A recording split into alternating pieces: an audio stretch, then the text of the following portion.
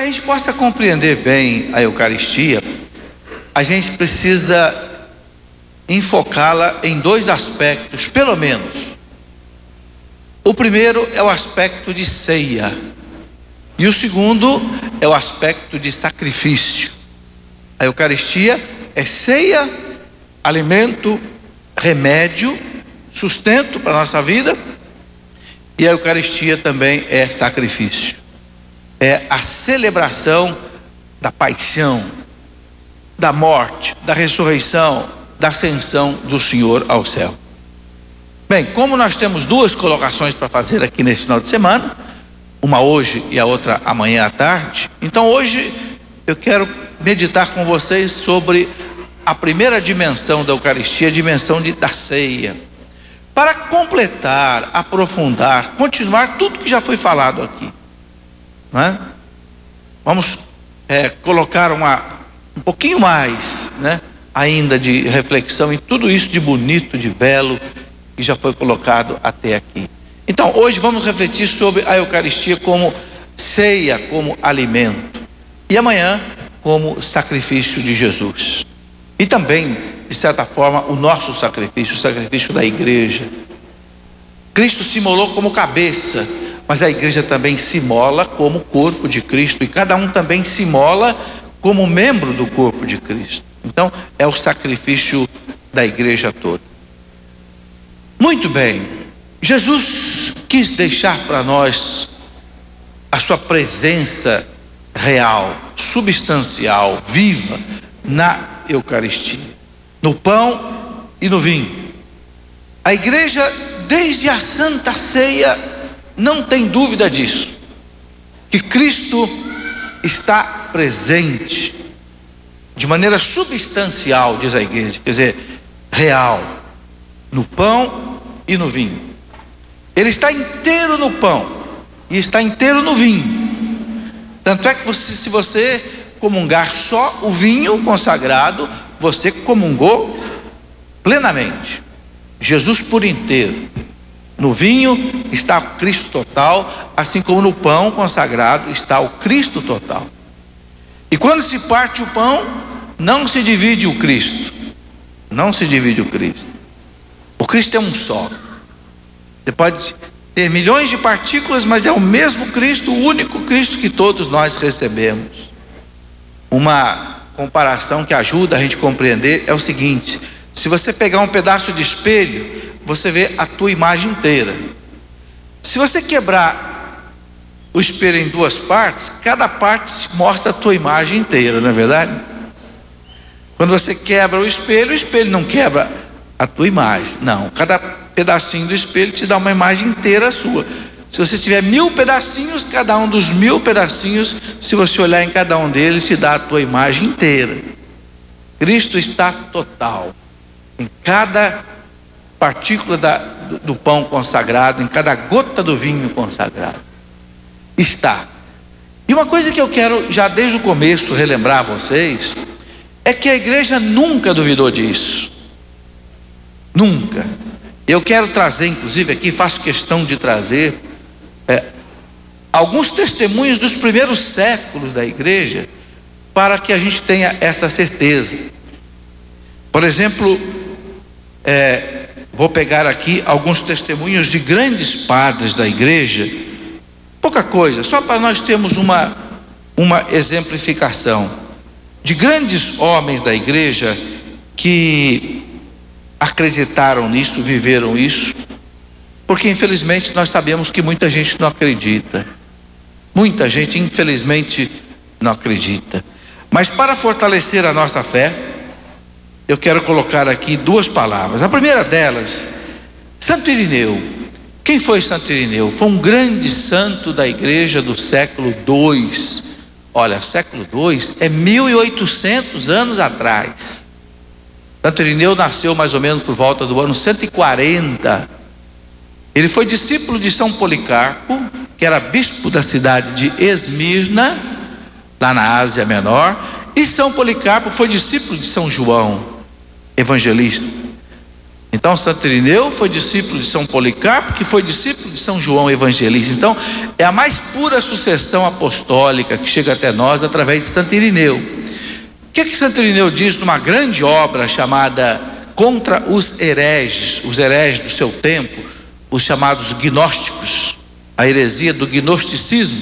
Santo Irineu diz assim: veja, dado que nós, seus membros de Cristo, nos alimentamos de coisas criadas, também quis fosse o seu sangue o cálice de vinho, extraído da criação, para com ele robustecer o nosso sangue.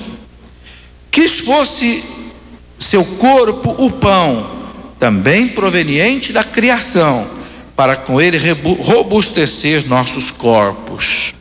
Se, pois, a mistura do cálice e pão recebem a palavra de Deus, tornando-se eucaristia do sangue e do corpo de Cristo, pelos quais cresce e se fortifica a substância de nossa carne, como se haverá de negar à carne, assim nutrida com o corpo e o sangue de Cristo, e feita membro do seu corpo, a aptidão de receber o dom de Deus, a vida eterna? Assim como a muda da videira, depositada na terra, depois frutifica, e o grão de trigo caído no solo e destruído, ressurge multiplicado pela ação do Espírito de Deus que tudo sustém, e em seguida, pela arte dos homens se fazem dessas coisas vinho e pão, que pela palavra de Deus se tornam eucaristia, corpo e sangue de Cristo, assim também nossos corpos, alimentados com a eucaristia, ao serem depositados na terra e aí destruídos, vão ressurgir um dia para a glória do Pai, quando a palavra de Deus lhes der a ressurreição. O Pai reveste de imortalidade o que é mortal, dá gratuitamente a incorrupção ao que é corruptível, pois o poder de Deus se manifesta na fragilidade. Veja, um testemunho do século II, ano 170 mais ou menos, Santo Irineu dizendo: o vinho é sangue do Senhor, o vinho consagrado, o pão consagrado é corpo do Senhor, e vai nos dar a imortalidade, vai ser para nós fonte, de eternidade. Veja, um testemunho do século II.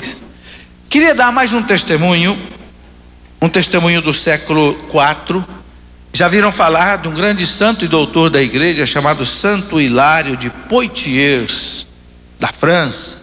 Santo Hilário nasceu no ano 316, veja, 1700 anos atrás, e morreu no ano de 367. Santo Hilário de Poitiers, quando falava da Eucaristia, dizia assim: ele mesmo diz: minha carne é verdadeiramente comida e meu sangue é verdadeiramente bebida.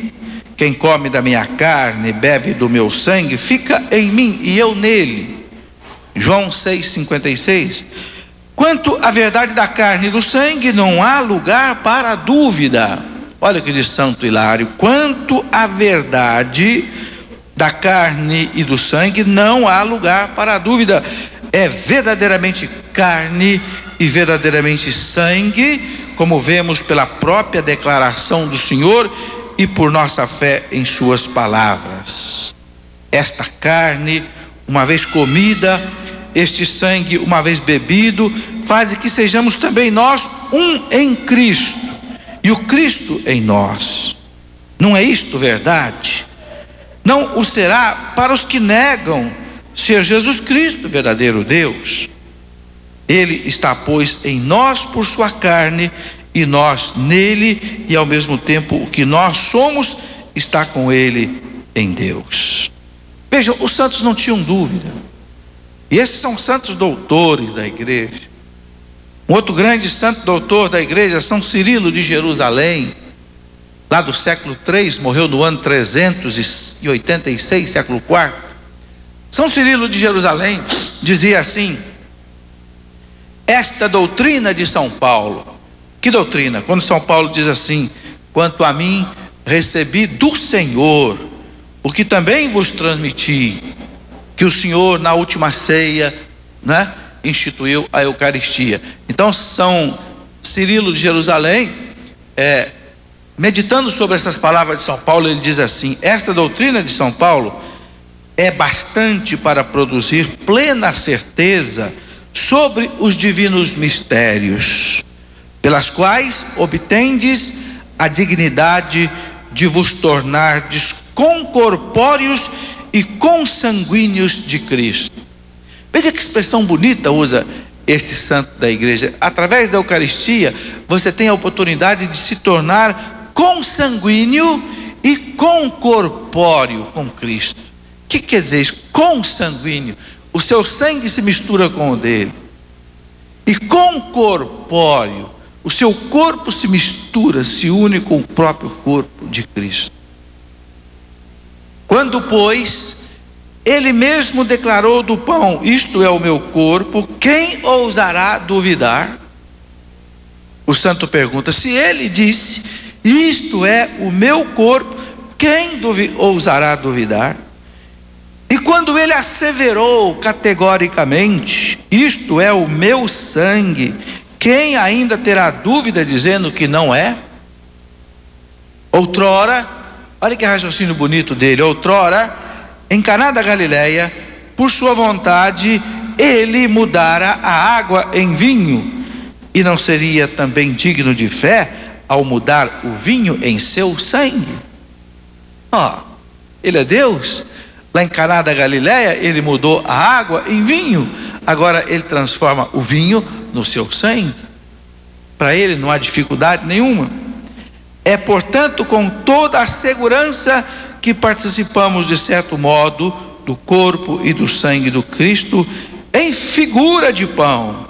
É deveras o corpo que te é dado, e em figura de vinho, o sangue, para que, participando do corpo e do sangue de Cristo, te tornes concorpóreo e consanguíneo dele. Bonito o que ele diz agora, veja. Passamos assim a ser Cristóforos. O que quer dizer Cristóforos? Cristóforos é uma palavra em grego que quer dizer portador de Cristo. Cristoforos. Foros quer dizer lugar. Christos, Cristo. Lugar de Cristo. Cristóforos. Você é portador de Cristo quando você participa da Eucaristia. Cristo está em você. Isto é, portadores de Cristo, cujo corpo e sangue se difundem por nossos membros. E então, como diz São Pedro, participamos da natureza divina. 2 Pedro 1,4.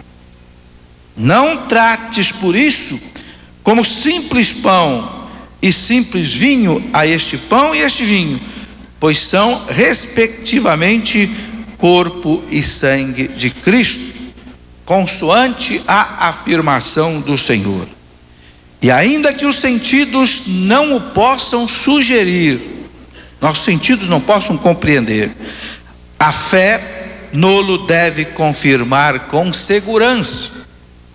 Não julgues a coisa pelo paladar, antes julgue pela fé. Enche-te de confiança, não duvidando de que foste julgado digno do corpo e do sangue de Cristo. Estão vendo? Mais um testemunho bonito, um santo doutor da igreja, não é? São Cipriano, ali da região de Jerusalém. Ele pregava na Basílica do Santo Sepulcro, onde Cristo foi sepultado. E para concluir esse testemunho histórico sobre a Eucaristia, por que eu estou colocando isso? Porque muita gente pode pensar assim: será que a Eucaristia não foi alguma coisa que algum Papa inventou aí ao longo da história da igreja? Não. Ela vem lá da Santa Ceia.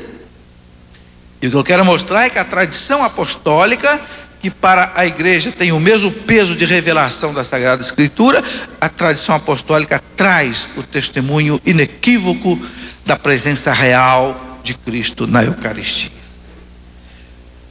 São Leão Magno, Papa e doutor da igreja, nasceu no ano 400, morreu no ano 461. Vocês sabem que quando a igreja dá esse título para alguém magno, é porque foi alguém muito grande. São Leão Magno, São Basílio Magno, né? São Gregório Magno, foram poucos. Dizem que logo nós teremos um João Paulo II Magno, se Deus quiser. Parece que será um João Paulo II Magno. Esse santo São Leão Magno, ele foi importantíssimo na história da igreja, porque exatamente ele foi papa durante a queda do Império Romano do Ocidente. Você sabe que o Império Romano, o maior império que o mundo já conheceu em todos os tempos, quando ruiu o Império Romano do Ocidente, lá por volta do ano 450, ele era papa. Ele era papa.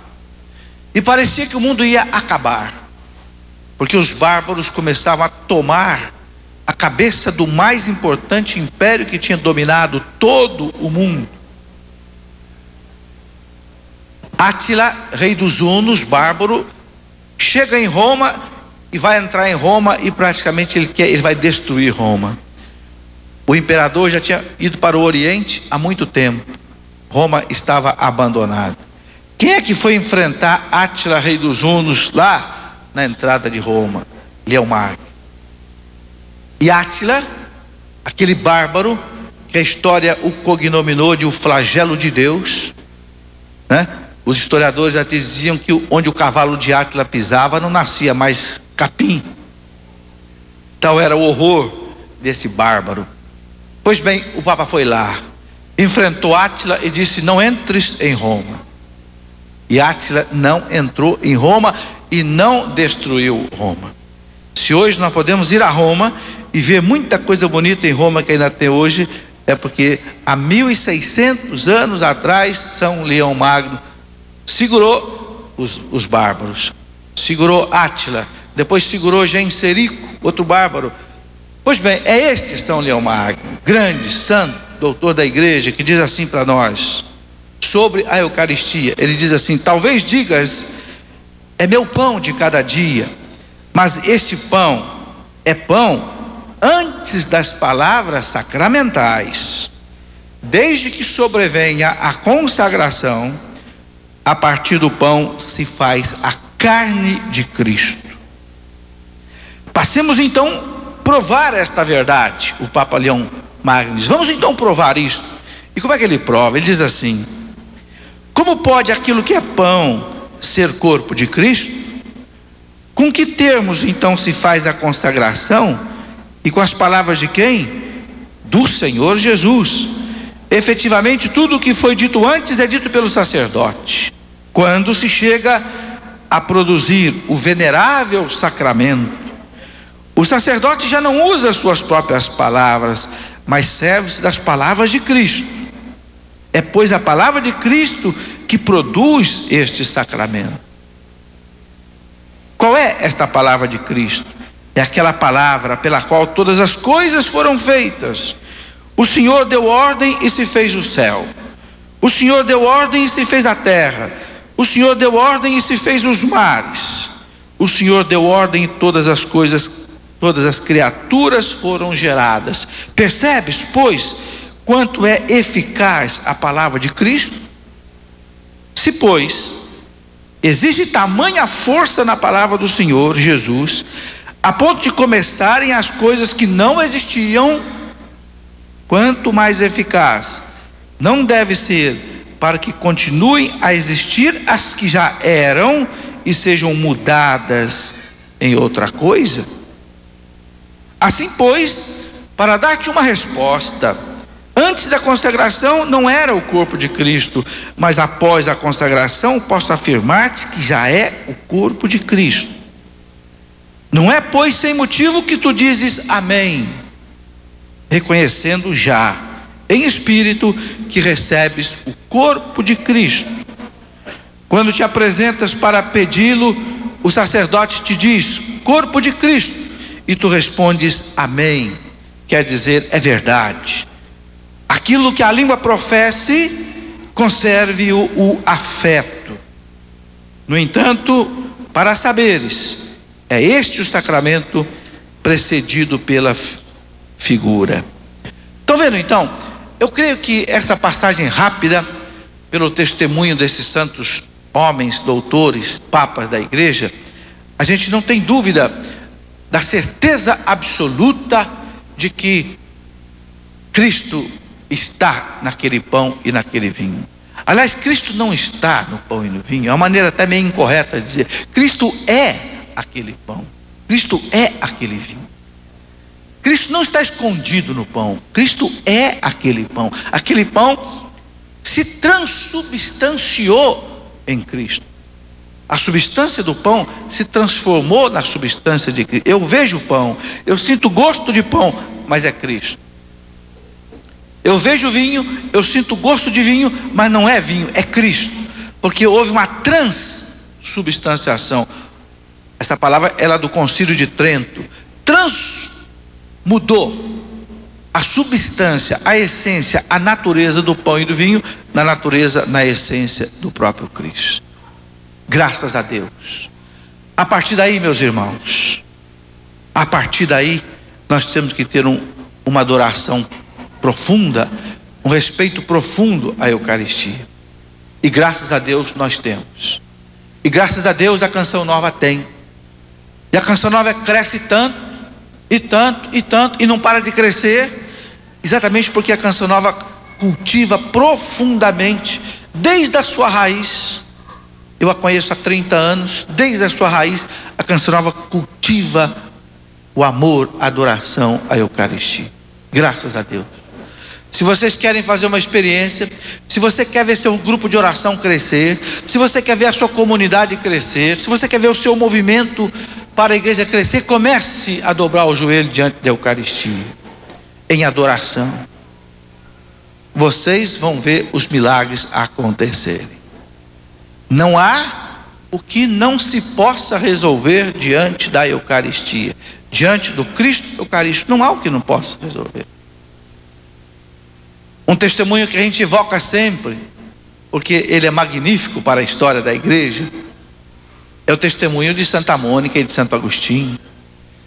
Quando Santo Agostinho escreveu aquela obra dele, As Confissões, Santo Agostinho fez questão de destacar a figura da mãe dele. Por que a igreja a declarou santa? Porque o próprio filho, que é santo, a destacou. E por que Santo Agostinho destacou a figura magistral da sua mãe? Se ele não tivesse feito isso, nós não conheceríamos a mãe dele. Mas por quê? Porque ela foi o caminho para a sua conversão. Ele dizia, Santo Agostinho dizia, que 3 vezes por dia a sua mãe se ajoelhava diante do sacrário. 3 vezes por dia ela ia à igreja, se ajoelhava diante do sacrário e pedia a Deus: Senhor, que o meu filho se torne um bom cristão. Não pedia mais nada. A única coisa que ela pedia era isso, que ele seja um bom cristão, mas pedia em lágrimas, a ponto de Santo Agostinho dizer: o sangue do seu coração destilava nos seus olhos em forma de lágrimas. E ele se converteu. Ela pediu, nós sabemos, durante 20 anos de Santo Agostinho. Ele diz 20 anos. Mas ele se converteu. Agora vejam que coisa bonita. Alguém pode pensar assim: mas é muito tempo pedir durante 20 anos. Por que Deus demora tanto? O próprio Santo Agostinho responde: é porque Ele quer te dar muito mais do que aquilo que você está pedindo. Por isso Ele faz você pedir mais, e mais, e mais. Porque quando Ele te der, Ele não vai te dar só o que você está pedindo, Ele vai te dar muito mais. E nesse exemplo de Santa Mônica a gente vê isso. Ela só pedia a conversão do seu filho, não pedia nada mais. Santo Agostinho não era cristão. Ele era o maior orador do seu tempo. Ele tinha se tornado o orador do rei de Milão, na Itália, mas não era cristão. Já tinha mais de 30 anos, já tinha até um filho, era pai solteiro. O seu Deodato, dado por Deus, que morreu com 17 anos de idade, né? Mas não se convertia. Então a sua mãe insistiu diante da Eucaristia, diante do sacrário. Meu Deus, que ele seja um bom cristão. Olha, gente, quando Deus deu a Agostinho a conversão, não deu só um bom cristão, deu um bom cristão, deu um bom sacerdote, deu um santo bispo, deu um santo da igreja, e deu um santo doutor da igreja, e deu um dos homens mais importantes que a igreja já teve na sua história. Mônica não pedia nada disso. Mônica não pedia que ele fosse padre, Mônica não pedia que ele fosse bispo, Mônica não pedia que ele fosse santo, não pedia que um dia ele fosse declarado doutor da igreja, não pedia que ele fosse um dos homens que mais bens fizeram à igreja, por tudo que ele ensinou, por toda a sua luta, não é? Mas Deus concedeu muito mais do que ela tinha pedido, graças a Deus. Então, pelo menos duas grandes lições nós tiramos aí. Primeiro, diante da Eucaristia tudo é possível. Diante do sacrário não há problema que não se resolve. Agora, segundo, tenha perseverança.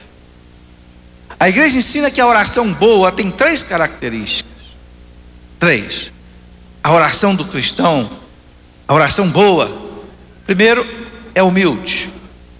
É humilde. Segundo, é perseverante. Eu peço hoje, peço amanhã, peço depois, peço até morrer, e não me canso de pedir. Batei, abrir-se-vos-á um dia, procurai e você vai achar, pede e você vai receber. Jesus não disse pede e você vai receber logo, não, disse pede, pedi e receberei. Ele não disse quando. Batei e abrir-se-vos-á, mas batei, não é? Ele quer que bata, ele quer que peça, ele quer que procure. Então a oração deve ser humilde, deve ser perseverante e deve ser confiante. Eu tenho certeza que Deus está me ouvindo, e Deus vai me dar o melhor na hora que Ele quiser. Diante da Eucaristia, meus irmãos, tudo é possível. É por isso que Jesus deixou a Eucaristia. Algumas coisas interessantes Jesus disse no Evangelho sobre a Eucaristia. Ele disse: sem mim nada podeis fazer. Todos nós conhecemos essa passagem, não é? Evangelho de São João, capítulo 15, quando ele fala que Ele é o tronco, nós somos os ramos. Ele diz: o ramo não pode se cortar da árvore, separar da árvore, porque senão ele morre. Claro, você já viu aí algum ramo voando por aí, dando fruta? Algum galho de goiabeira andando por aí, voando por aí, dando goiaba?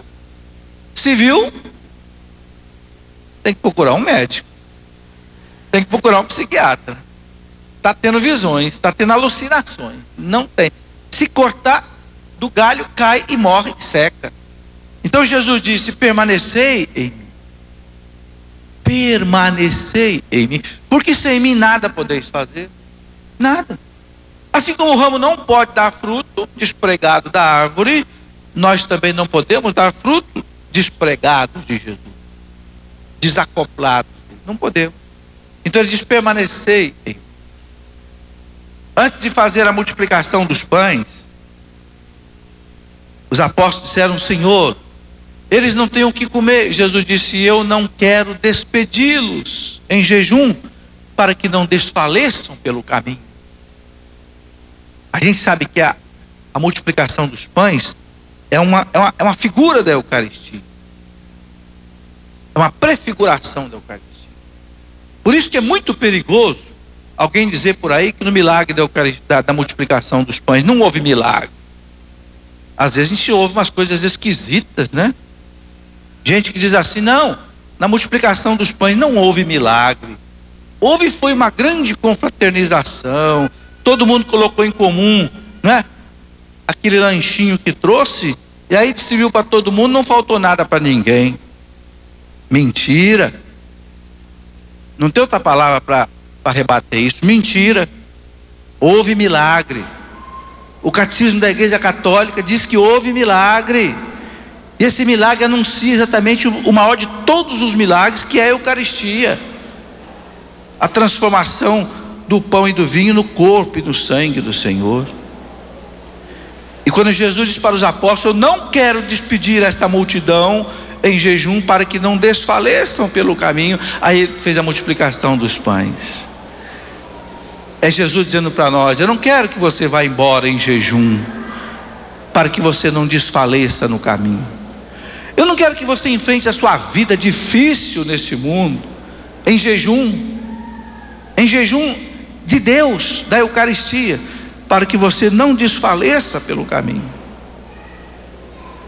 Então ele disse também para os apóstolos: desejei ardentemente comer essa ceia convosco.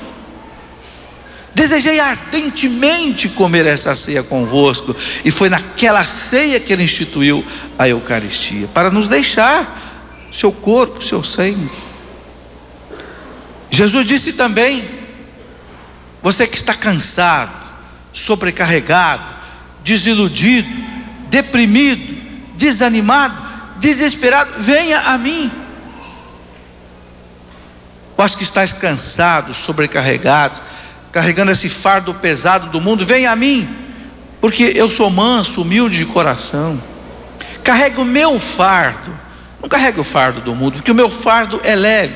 Qual é o fardo de Jesus? A doutrina de Jesus, a doutrina da igreja. Ele diz: esse fardo é leve. Vinde a mim, coma a minha carne, beba o meu sangue, carregue o meu fardo, e você não vai ficar sobrecarregado desse jeito, cansado desse jeito. Então vejam, gente, como Jesus quis ardentemente para nós a Eucaristia. Eu queria que vocês acompanhassem comigo um instante o capítulo 6 do Evangelho de São João, que é o objetivo da nossa meditação. Nesse capítulo 6 do Evangelho de São João, vocês notam que aí Jesus fez a multiplicação dos pães. Jesus depois andou sobre as águas, e depois Jesus fez o discurso da Eucaristia. Essas três coisas extraordinárias São João narrou aqui no capítulo 6 do Evangelho dele. Vejam que está tudo junto, é um capítulo longo, são 71 versículos. O que Jesus quis mostrar para nós? Vejam que coisa bonita. Olha, começa o capítulo 6 falando da multiplicação dos pães. Jesus estava às margens do mar da Galileia, lá no alto. Hoje existe uma igrejinha lá que marca o local da multiplicação dos pães, chama-se Taba. Está lá, você entra dentro da capela, tem lá um registro, né, no altar da multiplicação dos pães. Pães e peixe decorado em pedra. Muito bem, ali Jesus tinha multiplicado os pães. Era de tarde, já estava começando a escurecer. Então ele pediu aos apóstolos que despedisse o povo, mande o povo embora. E o povo foi embora. O que Jesus fez? Ficou na montanha rezando e disse para os apóstolos: peguem os barcos, vão para o outro lado do lago, onde estava a cidade de Cafarnaum, depois eu irei. Mas o que aconteceu? Jesus foi encontrar com os discípulos andando sobre as águas de madrugada. Diz aqui o evangelista, era a terceira vigília da noite, era de madrugada, 3, 4 horas da manhã. Os apóstolos começaram a gritar de medo dentro do barco. São Mateus, quando narra isso, diz que os apóstolos pensaram que fosse um fantasma e começaram a gritar de medo, até que Jesus os acalmou, dizendo: não tenham medo, sou eu. Chegou até Cafarnaum e o barco chegou junto. E aí na manhã do dia seguinte, na sinagoga de Cafarnaum, que existe até hoje lá os seus restos, quem já pôde estar lá viu com os próprios olhos, eu vi, está lá até hoje, os restos da sinagoga de Cafarnaum. Ali ele fez esse belo discurso.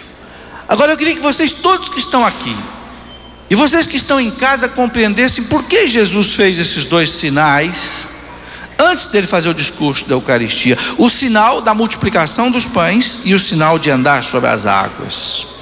Veja que coisa bonita. Ele nos ajuda na nossa fraqueza. Primeiro, Quando ele multiplica os pães, o que ele está dizendo? Eu sou o Senhor do pão. Eu tenho poder sobre a natureza, sobre a substância, sobre a essência do pão. Eu pego 5 pãezinhos e eu multiplico, eu mato a fome de 5.000. Ele tira do nada. Só Deus pode tirar do nada. Ele é o Senhor do pão. E os apóstolos viram isso. O povo viu isso. Depois ele fez um outro milagre extraordinário. Os apóstolos viram. Ele andou sobre as águas. Será que Jesus estava querendo fazer teatro com os apóstolos 3 horas da manhã? Será que Jesus estava querendo brincar de esconde-esconde com os apóstolos? Não, não é nada disso. Jesus nunca fez nada à toa. Jesus nunca fez nada sem um sentido catequético. Jesus queria mostrar para eles que ele era Deus, e que a lei da natureza não mandava nele quando ele não queria, porque ele é o autor da lei da gravidade. Então ele não afundava sobre as águas quando ele não queria. Eu sou o Senhor do meu corpo. Eu não afundo nesta água porque a lei da gravidade foi eu quem a fiz, e ela não manda em mim quando eu não quero. Então vejam que 2 sinais, gente, espetaculares. Eu sou o Senhor do pão, eu sou o Senhor do meu corpo. Amanhã ele vai dizer: o pão vai ser dado como o meu corpo. Ora, se ele é o Senhor do pão que ele multiplicou, ele é o Senhor do seu corpo, porque então ele não pode transformar o pão no seu corpo? Claro que pode. Os sinais que Jesus deixa para nós ajudam a nossa fé. Alguém na Europa fez um mapeamento dos milagres eucarísticos de que se tem notícia na Europa. Uma pessoa escreveu um livro, fez esse mapeamento dos milagres eucarísticos na Europa e encontrou mais de 140 milagres eucarísticos na Europa. Escreveu um livro. Mais da metade aconteceu na Itália. E desses todos que aconteceram na Itália, a igreja valoriza sobretudo 7. A igreja não tem dúvida que de todos esses, pelo menos 7 são autênticos. É o milagre de Bolsena, que deu origem à procissão de Corpus Christi. É o milagre de Lanciano, que está lá até hoje. É o milagre de Cássia. É o milagre de Ferrara. Muitos milagres eucarísticos, a igreja tem a relíquia deles. Está lá o corpo, o sangue de Cristo em Lanciano desde o ano 700. E aquela porção de carne e de vinho não se estragam há 1300 anos. E não está dentro de geladeira, não. Está exposto para todo mundo ver. Eu vi 2 vezes com os meus olhos. O milagre de Cássia, um sacerdote que pegou uma hóstia, colocou dentro do breviário, fechou e foi levar a hóstia para um doente. Quando ele abriu o breviário, a hóstia tinha se transformado em carne e sangue, manchado todo o breviário dele. Essas páginas estão guardadas numa relíquia lá hoje, à vista de quem quiser ver, lá em Cássia. Então Jesus deixa para nós esses sinais para ajudar a nossa fé. Ninguém vai compreender a Eucaristia, ninguém jamais vai compreender a Eucaristia. Como é que o Senhor é aquele pedacinho de pão? Como é que o Senhor é aquela porçãozinha de vinho? É porque Ele quis. Ele é onipotente, Ele tem poder para isso, porque nós precisamos disso. Ele fez esse milagre. Uma vez eu li uma história muito bonita de um oficial católico francês que estava servindo em Marrocos durante a Primeira Guerra Mundial, lá da Segunda Guerra Mundial, 1940 e pouco. E ele estava junto com um oficial aliado que era muçulmano. Mas passou um sacerdote carregando a Eucaristia para alguém.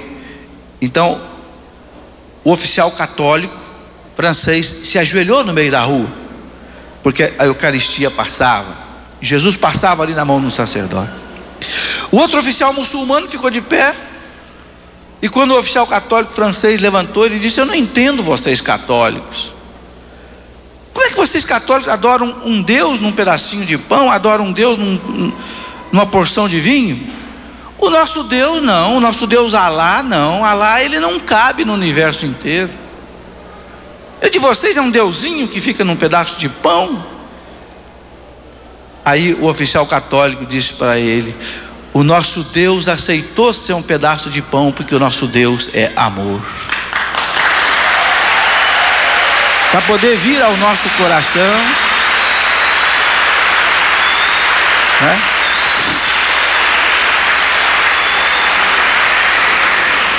Para poder vir ao nosso coração, para poder ser o auxílio da nossa fraqueza, esse Deus se rebaixou ao máximo que alguém podia se rebaixar, se transformar num pedacinho de pão. Quem de nós teria coragem de fazer isso? Você se transformaria num pedacinho de pão? É difícil essa experiência. Ele aceitou. Ele aceitou ficar prisioneiro dos nossos sacrários, como a igreja diz. Por quê? Porque nós precisamos dele. Nós precisamos dele. Então, o oficial católico deu a resposta certinha. O milagre da Eucaristia só pode ser explicado por uma palavra: amor de Deus. Não pode ser explicado pela ciência, não pode ser explicado pela técnica, só pode ser explicado pelo amor de Deus e, claro, pela onipotência de Deus. Deus tudo pode. Deus tudo pode. Então ele pode, e pôde e fez. Mas Jesus explica por quê. Depois que ele faz todo o discurso da Eucaristia, aqui no versículos 53, 54 do capítulo 6, ele vai dizendo assim: então Jesus lhes disse, versículo 53, em verdade vos digo, se não comerdes a carne do Filho do Homem, não beber do seu sangue, não tereis a vida em vós mesmos. Não tereis a vida em vós mesmos. Ele disse: eu sou o caminho, eu sou a verdade, eu sou a vida. A vida que não acaba, a vida eterna. Então, para que você tenha esta vida que sou eu vou me dar a você a carne e o sangue. 54. Quem come a minha carne e bebe meu sangue tem a vida eterna, e eu o ressuscitarei no último dia. Os santos diziam: a Eucaristia é garantia de imortalidade. A ressurreição sua que vai acontecer no último dia vai ser por causa da Eucaristia que você recebe hoje. Por quê? Porque você recebe a vida eterna hoje, e essa vida eterna vai aflorar no dia da ressurreição. É remédio de mortalidade. Aquilo que disse o santo que eu li, ele faz a matéria corruptível assumir a incorruptibilidade. Versículo 55: pois a minha carne é verdadeiramente uma comida, o meu sangue verdadeiramente uma bebida. Quem come a minha carne e bebe meu sangue permanece em mim e eu nele. Gente, que coisa importante essa palavra de Jesus: permanece em mim e eu em você, pela Eucaristia. Jesus disse lá no Evangelho de São João, capítulo 15: permanecei em mim, porque sem mim nada podeis fazer. O ramo não pode dar fruto se o ramo se destacar da árvore. Então permanecei em mim. O difícil, gente, não é se tornar católico. O difícil é permanecer católico. O difícil não é conquistar a graça de Deus. O difícil é permanecer na graça de Deus. O difícil não é ter Jesus, o difícil é permanecer em Jesus. Perceberam? Entrar na igreja é fácil. A gente era até pequenininho quando nós entramos na igreja, foi pelo batismo, nós nem lembramos disso, mas nós entramos. Permanecer na igreja, na fé, é que é difícil. Então Jesus diz: quem come a minha carne e bebe meu sangue permanece em mim. Olha o que ele diz em seguida, ele diz assim: assim como o Pai me enviou, ok? Assim como o Pai me enviou, vive, e eu vivo pelo Pai, assim também aquele que comer a minha carne viverá por mim. Olha que expressão bonita: viverá por mim. Quer dizer, eu serei a sua força, eu serei a sua luz. Duas coisas belíssimas que Jesus diz, três coisas belíssimas, quatro coisas belíssimas. Primeiro, eu te darei a vida eterna, te ressuscitarei no último dia. Segundo, você permanece em mim, eu permaneço em você. Terceiro, viverás por mim. Gente, como é difícil hoje permanecer em Deus, nesse mundo de hoje, especialmente para os jovens, mas também para os adultos, esse mundo em que domina o pecado. Esses dias eu vi um jovem dizendo na televisão assim: está tudo dominado. Eu tive a sensação daquele jovem dizer assim: está tudo dominado pelo pecado. Qualquer botãozinho que você ligue de televisão, qualquer revista que você abra, destila sexo, o sexo mais assintoso possível, joga veneno no sangue dos jovens. Está tudo dominado. Como se livrar do mundo deste? Nós que somos casados, que temos que ser fiéis à esposa. Você que é jovem cristão, que quer chegar ao teu casamento sem vida sexual, porque o sexo é para ser vivido só no casamento. Como no mundo deste que destila sexo e destila corrupção por todos os poros? É só pela Eucaristia. Permanecei em mim. Quem come a minha carne,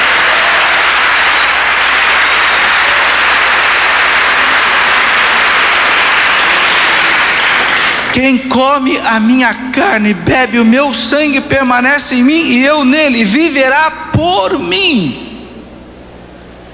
Então, o antídoto contra toda a podridão do mundo é esta carne, é esse sangue do Senhor. É por isso que Ele aceitou ser um pedacinho de pão, para ser o socorro da nossa fraqueza.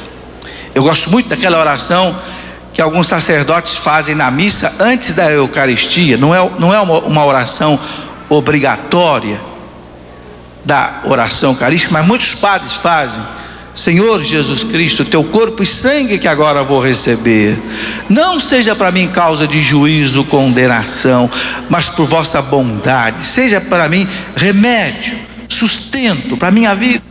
É isto mesmo, é remédio e sustento.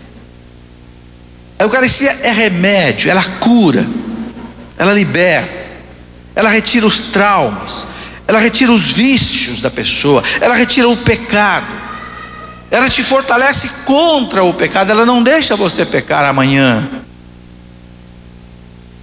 Remédio e sustento, te deixa forte para o combate da vida do cristão, né? Tem uma frase de um santo doutor da igreja que diz assim: a Eucaristia, com a Eucaristia, o povo de Deus entra pela porta estreita da cruz para chegar às núpcias do Cordeiro na eternidade. Com a força da Eucaristia, nós temos condições de entrar pela porta estreita da cruz. Essa vida é carregar uma cruz para chegar até as bodas do Cordeiro na casa do Pai. A Eucaristia é o alimento, o remédio da caminhada, para que você consiga viver o que Cristo mandou. Entra pela porta estreita, não cede a porta larga, o caminho largo, entra pela porta estreita. Eu tenho um pouco de experiência de trabalhar com jovens drogados, porque nós temos uma casa de recuperação. Hoje são mais ou menos 16, 17 jovens, mas graças a Deus estamos ampliando essa casa agora para um pouco mais.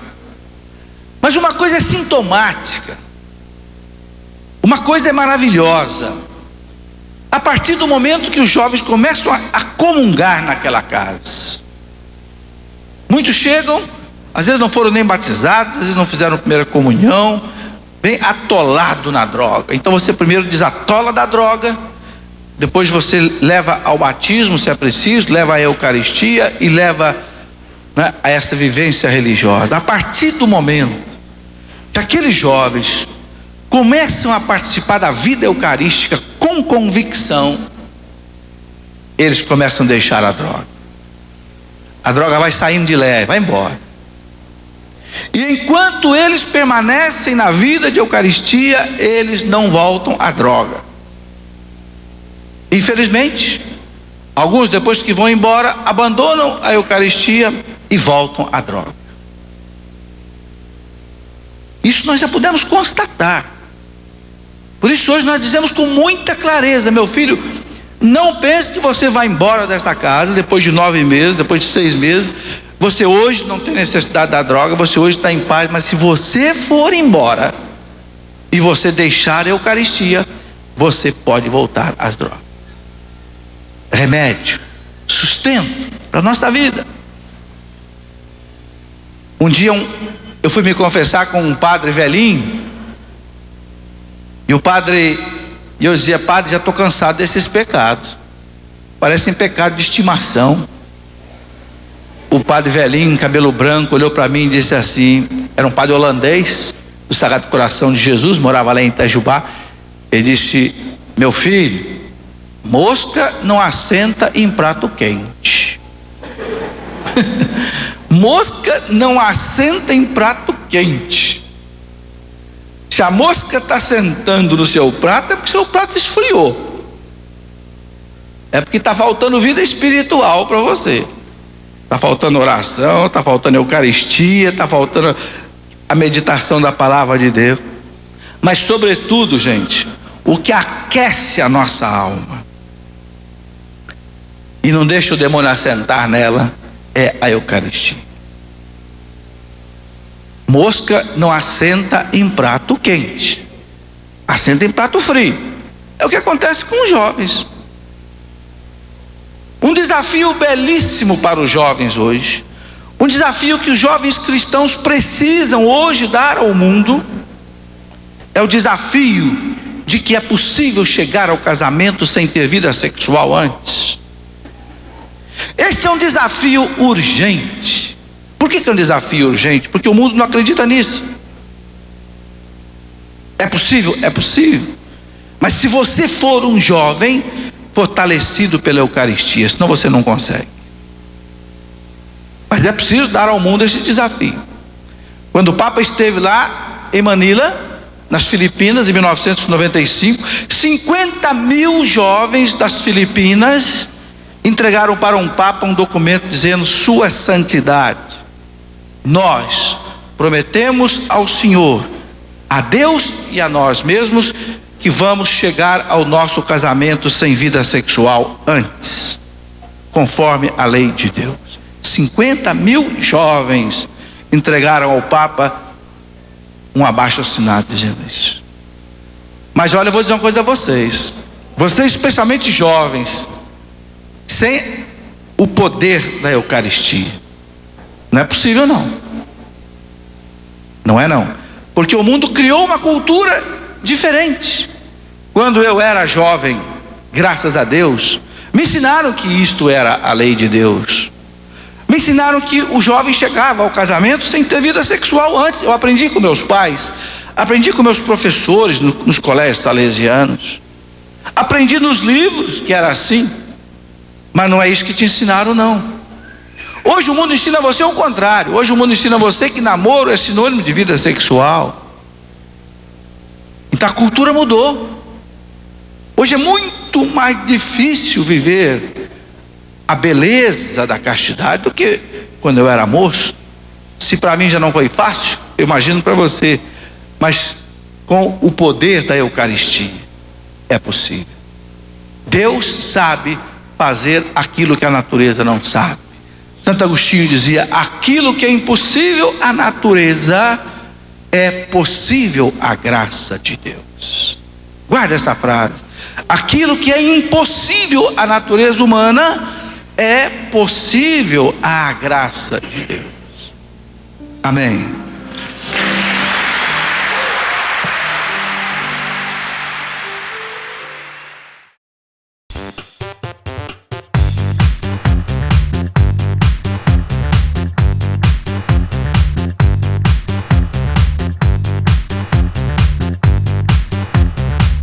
renovaplay.com. Assine já!